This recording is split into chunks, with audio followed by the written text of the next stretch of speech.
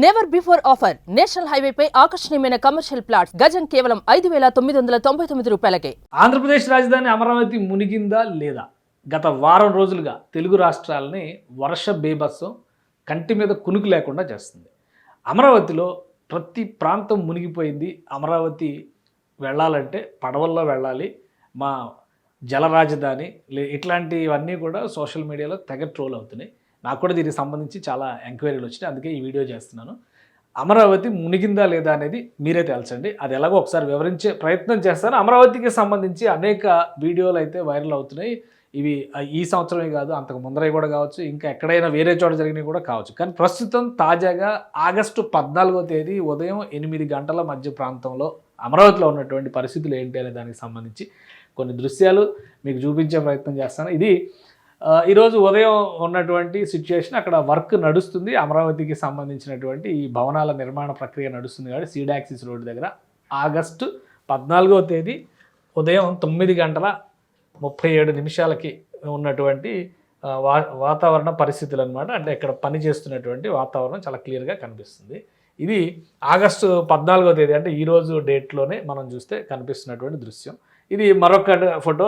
ఈ ప్లేస్ అంటే వర్షం పడితే నీళ్ళే వస్తాయి, నిప్పులు రావు కదా, నీళ్ళు అయితే ఖచ్చితంగా వస్తాయి. ఎందుకంటే ఇంత పెద్ద వర్షాలు పడుతుంటే హైదరాబాద్ సిటీ మునిగిపోతుంది, అక్కడ ఢిల్లీ మునిగిపోతుంది, ముంబైలో అలాంటి పరిస్థితులే కనిపిస్తున్నాయి, బెంగళూరులో అంతకంటే ఇంకా బేభత్సమైన పరిస్థితులు, విజయవాడ నగరం మునిగిపోతుంది. దానికి సంబంధించి కూడా పెద్ద చర్చ నడుస్తుంది, బుడమేరు కట్ట తెగిపోతుంది మళ్ళీ అని చెప్పని. కానీ అది వాస్తవం కాదని చెప్పని డైరెక్ట్గా కలెక్టరే స్టేట్మెంట్ ఇవ్వాల్సిన పరిస్థితి వచ్చింది. సో ఇది తాజా దృశ్యాలు అమరావతిలో ఈరోజు ఉదయం 8 గంటల నుంచి 9:30 ప్రాంతంలో తీసినటువంటి ఫోటో. ఇది ఏంటిది, ఇక్కడ కనిపిస్తున్నటువంటిది ఏంటిది? ఇది అంటే ఈ పిల్లర్స్ ఇలా క్రాస్ కనిపిస్తున్నాయి కదా, ఈ పిల్లర్స్. ఇది ఎందుకు చెప్తున్నానంటే ఇది కూడా మునిగిపోయిందని చెప్పని చెప్తున్నారు. ఇది ఏపీ సెక్రటేరియట్ హెచ్ఓడి బిల్డింగ్స్కి సంబంధించినటువంటి పునాదులు, వాటికి సంబంధించినటువంటి దృశ్యాలు. ఇవన్నీ నీళ్ళల్లో మునిగిపోయినాయి, మళ్ళీ మొత్తం పేకల్లో నీళ్ళు వచ్చేసినాయి అక్కడ. కాబట్టి అమరావతిలో ఎలాంటి నిర్మాణాలు జరిగే పరిస్థితి లేదు, మా రాజధాని మునిగిపోతుందో అని చెప్పని చెప్తున్నారు. ఇది అక్కడ తాజా దృశ్యం. మళ్ళీ సెక్రటేరియట్ నిర్మాణం అంటే అసెంబ్లీ నిర్మాణానికి సంబంధించి తీసుకున్నటువంటి ల్యాండ్ ఆ ఏరియాలో ప్రస్తుత స్థితి ఇది. వర్షం పడ్డ తర్వాత ఈరోజు ఉదయం ఇందులో కూడా టైం కోడ్ రికార్డ్ అయింది, గ్రీనిచ్ మీన్ టైం 5, ఇది వేరే టైం మార్చడానికి కూడా అవకాశం లేదు. కాబట్టి 8:42కి తీసినటువంటి దృశ్యాలు ఇవి, అమరావతిలో ఉన్నటువంటి తాజా దృశ్యాలు. ఇది జడ్జెస్ బిల్డింగ్స్కి సంబంధించినటువంటి క్వార్టర్స్ నిర్మాణాలు జరుగుతున్నాయి కదా, అక్కడ ఉన్నటువంటి తాజా దృశ్యాలు. వర్కర్స్ వెళ్ళి పని చేసుకుంటున్నారు, మెటీరియల్ వస్తుంది, ఇక్కడ ఇటుకరాళ్ళు తీసుకెళ్తున్నారు, ఈ పనులు నడుస్తూ ఉన్నాయి అనమాట. సో ఇవి కొన్ని రిలీజ్ అయినటువంటి, ఇవన్నీ మీడియం అంటే న్యూట్రల్ ప్లాట్ఫామ్స్లో వచ్చినటువంటి దృశ్యాలు. ఇది తెలుగుదేశం పార్టీ ఆఫీస్ వాళ్ళు కూడా కొన్ని రిలీజ్ చేశారు. ఈ సీడాక్సిస్ రోడ్డు దృశ్యం, ఇవన్నీ కూడా లేటెస్ట్ ఫోటోలే, ఇవాల్టి ఫోటోలే.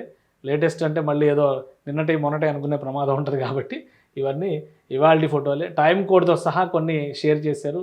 ఇక్కడ ఈ పనులు జరుగుతున్నటువంటి దృశ్యాలు, వీటికి సంబంధించినటువంటి ఫొటోసు.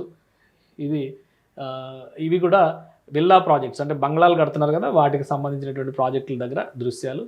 దీనికి సంబంధించి ఇవి జడ్జెస్ బంగ్లాలకు సంబంధించినటువంటి దృశ్యాలు ఉన్నాయి, వాటికి సంబంధించిన ఫోటోలు. సో ఇది మొత్తం మీద అమరావతిలో ప్రస్తుతం ఉన్నటువంటి తాజా పరిస్థితి. వర్షం పడుతుంది, అమరావతిలో మునిగిపోయేంత వర్షం పడడం లేదు.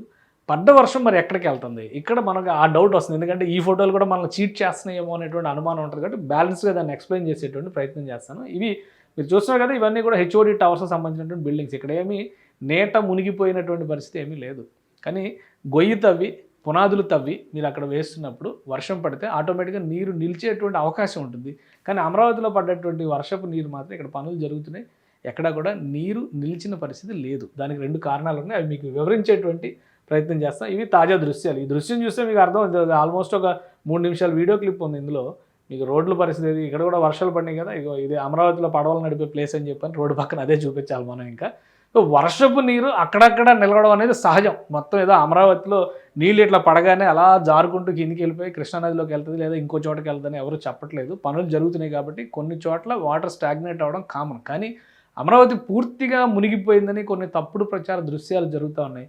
అవి ఎట్టి పరిస్థితుల్లో అంగీకరించేట్టుగా కనిపించట్లేదు. ఇవన్నీ కూడా తాజాగా ఇవాళ రిలీజ్ చేసినటువంటి వీడియోలు, ఇవాళ జరుగుతున్నటువంటి పనికి సంబంధించినటువంటి దృశ్యాలు. అక్కడక్కడ నేను ఇంకా క్లియర్గా చెప్పాలంటే, నిన్న బసవతారకం క్యాన్సర్ ఆసుపత్రికి సంబంధించి భూమి పూజ జరిగింది. అప్పటికే ఈ ప్రచారం మొదలైంది, అమరావతి మళ్ళీ మునిగిపోయిందా హో అని చెప్పినటువంటి ప్రచారం. కానీ అక్కడ మంత్రులు వెళ్ళారు, బాలకృష్ణ గారు వెళ్ళారు, అనేక మంది వెళ్ళి సందర్శించారు, భూమి పూజ సక్రమంగా జరిగింది, ఒక చినుకు వర్షం పడుతున్నటువంటి పరిస్థితి లేదు ఆ సమయంలో. ఎందుకంటే ఆయన పెట్టిన ముహూర్తం 10:18 ఉదయం. ఆ సమయంలో అక్కడ ఎలాంటి పరిస్థితులు లేవు. సో అమరావతిలో కోర్ క్యాపిటల్ ఏరియాలో ఉన్నటువంటి తాజా దృశ్యాలు ఇవన్నీ కూడా, ఈ దృశ్యాలు చూస్తే అర్థమవుతుంది. ఇది కూడా 10:40కి అంటే ఇప్పుడు అవుతున్నటువంటి సమయంతో మనం చూస్తే అనమాట దాదాపు ఒక 2 గంటల ముందర తీసినటువంటి దృశ్యాలు ఇవి కూడా ఇక్కడ కనిపిస్తున్నాయి కదా, టవర్స్ అన్ని గవర్నమెంట్ కాంప్లెక్స్లు కడుతున్నారు కదా, ఐఏఎస్ ఐపీఎస్ ఆఫీసర్స్ సంబంధించినటువంటి బిల్డింగ్, దానికి ఆపోజిట్లోనే ఇవన్నీ కూడా మన స్టాఫ్ కోసం కడుతున్నారు, అంటే బంగ్లాలు కడుతున్నారు కదా, సెక్రటరీస్ కోసం వాళ్ళ కోసం కడుతున్నటువంటి బంగ్లాలు, వర్కర్స్కి వేసినటువంటి షెడ్లు పరిస్థితి అది. ఇది తాజా దృశ్యాలు. మరి అమరావతి మీద ఎంత ఏడుపు ఎందుకు? మామూలుగా మీ కారుకో మీ ఇంటికో దిష్టి తగిలింది అనుకోండి, కారుకి అయితే నిమ్మకాయ కడతారు, ఇంటికైతే గుమ్మడికాయ కడతారు. మరి అమరావతి లాంటి నగరానికి ఏం కట్టాలనేది మీరే ఆలోచించాలి. అయితే పడ్డటువంటి వర్షం ఏమవుతుంది, దానికి కూడా నేను సమాధానం చెప్తాను. అమరావతిలో పడినటువంటి వర్షం, ఇక్కడ అమరావతి మాస్టర్ ప్లాన్ ఒకసారి మనం చూడాలి.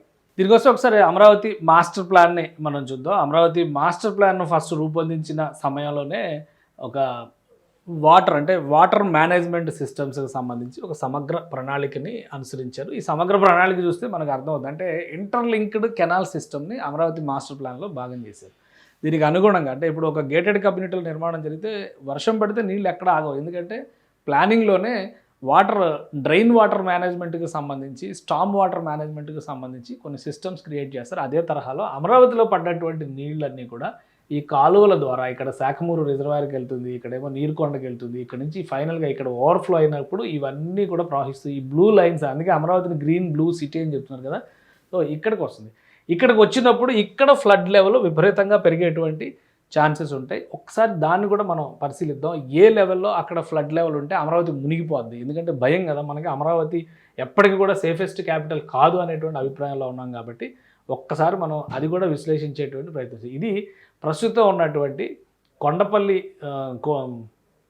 కొండవీటి వాగుకి సంబంధించి ఎత్తిపోతల పథకానికి సంబంధించినటువంటి దృశ్యాలు ఇవి. కొండవీటి ఎత్తిపోతల పథకం అనేది అమరావతి నగరంలోకి వెళ్ళేటువంటి ప్రతి ఒక్కరూ కూడా విజయవాడ కృష్ణా బ్యారేజ్ దిగిన వెంటనే కనిపించేటు, అంటే ఆ వాటర్ ఫ్లడ్ లెవెల్ అంతా కూడా ఇక్కడికి ఎక్కువగా వచ్చినప్పుడు ఈ లిఫ్ట్ ద్వారా దీన్ని ఎత్తిపోసి కృష్ణానదిలోకి పంపిస్తారు. దాని ద్వారా ప్రకాశం బ్యారేజ్ నుంచి దిగువకు వెళ్ళేటువంటి అవకాశం ఉంటుంది. ఇప్పుడు నిజంగానే అమరావతిలో పడ్డ వర్షపు నీరంతా కూడా కొండవీటి ఎత్తిపోతల పథకం ఉన్నటువంటి ఆ కాలువ దగ్గరికి ఆ లింక్ కెనాల్స్ ద్వారా అక్కడికి చేరింది. అక్కడ సర్ప్లస్గా ఉన్నటువంటి వాటర్ని 6 పంపుల ద్వారా తోడి మళ్ళీ కృష్ణానదిలోకి పంపిస్తున్నారు. సో కృష్ణానదిలో ఒకవైపు వరద పెరుగుతుంది, రెండో వైపు ఇక్కడి నుంచి వస్తున్నటువంటి అమరావతి పై ప్రాంతం నుంచి వస్తున్నటువంటి వాటర్ అంతా కూడా ఎత్తిపోస్తున్నటువంటి పరిస్థితి ఉంది. ఇది తాజా దృశ్యం. దీని తర్వాత మనం ఇప్పుడు మళ్ళీ ఒకసారి పరిశీలించాల్సినటువంటి అంశం ఏంటంటే, మరి ప్రకాశం బ్యారేజ్లో పరిస్థితి ఏంటి, అది కూడా చూడాలి. కాబట్టి మనం ప్రకాశం బ్యారేజ్లో తాజా దృశ్యాలు ఇవి ప్రకాశం బ్యారేజ్ డౌన్ స్ట్రీమ్, అంటే దిగువకి వాటర్ వదులుతున్నటువంటి దృశ్యాలు. ప్రకాశం బ్యారేజ్ నుంచి ఇంకా తర్వాత ఎక్కడ సముద్రంలోకి వెళ్ళడం తప్పితే వేరే అవకాశం లేదు.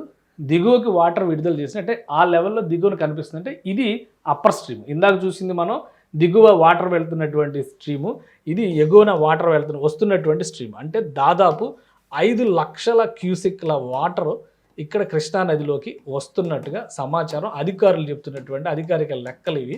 5 లక్షల క్యూసెక్ల నీరు వస్తే ఆ నీరు మొత్తాన్ని దిగువకి సముద్రంలోకి వదులుతున్నారు. దీంతోపాటు కొండవీటి ఎత్తిపోతల పథకం నుంచి వస్తున్నటువంటి నీరు కూడా ఆ అప్పర్ స్ట్రీమ్లోనే కలుస్తుంది. కాబట్టి విజయవాడలో కృష్ణానది ఉగ్ర రూపంలో ప్రవహిస్తుంది అన్నటువంటి మాట వాస్తవం. ఇటు నేషనల్ హైవే, హైదరాబాద్ నుంచి వెళ్ళేటువంటి నేషనల్ హైవే పైన చాలా చోట్ల నీట మునగడం, అక్కడి నుంచి వచ్చినటువంటి వాటర్ సోర్స్ మొత్తం కూడా కృష్ణానదికి ఎగువన ఈ వాటర్లోనే, అంటే ఇక్కడ ప్రవహిస్తూ ఉంది. కృష్ణానది ఎగువన వస్తున్నటువంటి దృశ్యం.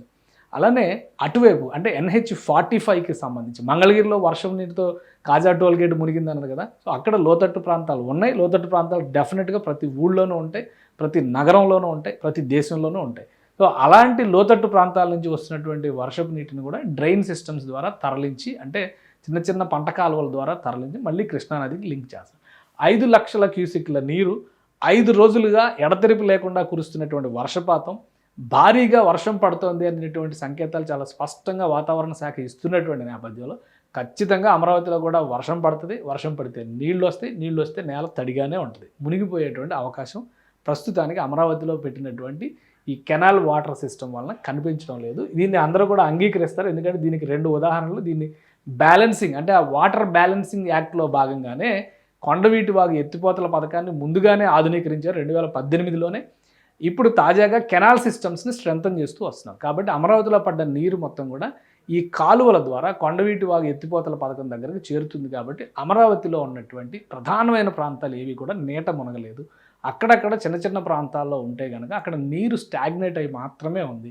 నీటి మునిగిపోయినటువంటి పునాదులు కానీ, నీట మునిగిపోయి పని చేయలేనటువంటి స్థితిగతులు కానీ అమరావతిలో లేవు. ఇందాక నేను చెప్పినట్టుగా వాహనానికైతే, కారుకైతే నిమ్మకాయ కట్టగలం, ఇంటి గుమ్మానికైతే గుమ్మడికాయ కట్టగలం. అమరావతికి దిష్టి తీయాలంటే ఏం కట్టాలో ప్రజలే ఆలోచించాలి. ఆలోచించి వీలైతే కామెంట్ చేయండి. సుమన్ టీవీలో మీ పర్సనల్ అండ్ బిజినెస్ ప్రమోషన్స్ కోసం కింది నెంబర్కి కాంటాక్ట్ చేయండి.